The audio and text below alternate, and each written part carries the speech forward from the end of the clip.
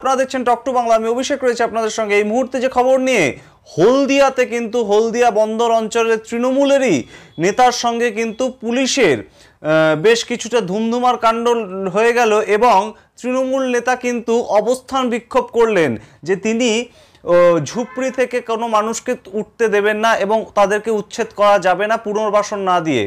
এ যেন সরাসরি কোথাও গিয়ে রাজ্যের মুখ্যমন্ত্রী তথা তৃণমূল নেত্রী মমতা বন্দ্যোপাধ্যায়ের যে নির্দেশ তাকে অবমাননা করা। সে খবর নিয়ে বিস্তারিত আসবো, কিন্তু তার আগে অবশ্যই টক টু বাংলার ইউটিউব চ্যানেলটিকে সাবস্ক্রাইব করুন এবং প্রত্যেকটি ভিডিও লাইক কমেন্ট শেয়ার করে বন্ধুবান্ধব পরিচিত মহলে ছড়িয়ে দিন টক টু বাংলা।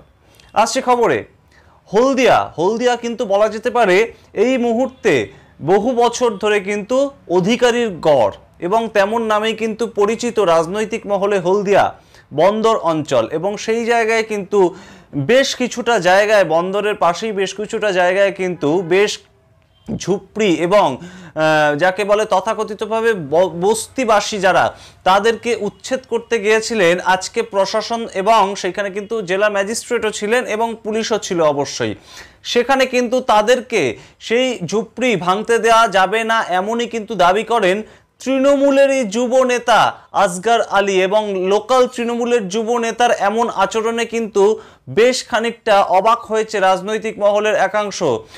কারণ তৃণমূল নেত্রী তথা রাজ্যের মুখ্যমন্ত্রী মমতা বন্দ্যোপাধ্যায় কিন্তু 24শে জুনের বৈঠক থেকে, নবান্নের যে বৈঠক তিনি করেছিলেন প্রশাসনিক বৈঠক, সেখান থেকে কিন্তু সরাসরি বিভিন্ন যে ইলিগাল এনক্রোচমেন্ট হচ্ছে সেই ক্ষেত্রে কিন্তু তিনি সম্পূর্ণভাবে সেগুলিকে সরাতে বলেছিলেন এবং প্রশাসনকে কিন্তু অত্যন্ত কড়া নির্দেশ দিয়েছিলেন। সেই জায়গা থেকে কিন্তু শুক্রবার হলদিয়াতে যখন এই ঝুপড়ি তারা উচ্ছেদ করতে যায়, প্রশাসনের একাংশকে কিন্তু বাধার মুখে পড়তে হয় এবং সেই ঝুপড়িবাসীর সঙ্গে কিন্তু তৃণমূলের লোকাল যুব নেতা আসগর আলী তারা কিন্তু স্লোগানিং করতে থাকে এবং পুনর্বাসনের দাবিতে সেই স্লোগানিং।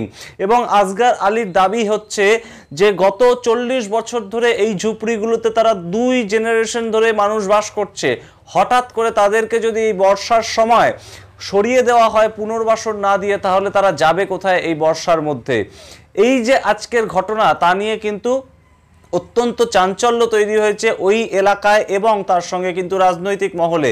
তার কারণ তৃণমূল নেত্রীর যে নির্দেশ তাকে কোথাও গিয়ে পালন করতে চেষ্টা করছিল প্রশাসন এবং সেই জায়গা থেকে তৃণমূলেরই নেতা, তিনি যুব নেতা, এলাকার যুব নেতা, তিনি কোথাও গিয়ে মানুষের পাশে দাঁড়ালেন এবং কোথাও গিয়ে হয়তো তৃণমূল নেত্রীর অবমাননা করলেন নির্দেশের, এমনই কিন্তু মনে করছে রাজনৈতিক মহল। এবং সেই জায়গা থেকে কিন্তু তিনি আরও অভিযোগ তুলেছেন, তিনি সংবাদ মাধ্যমের মুখোমুখি হয়ে কিন্তু অভিযোগ তুলেছেন কোথাও গিয়ে তৃণমূলের বিরুদ্ধে ষড়যন্ত্র করছে বিজেপির যে সদ্য নবনির্বাচিত এমপি অর্থাৎ প্রাক্তন জাস্টিস কলকাতা হাইকোর্টের অভিজিৎ গাঙ্গুলি, তার নির্দেশেই এই ধরনের ঘটনা ঘটছে বলেই কিন্তু আসগর আলী অভিযোগ করেছেন।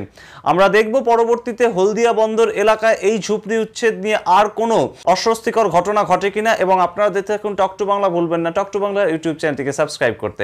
ধন্যবাদ।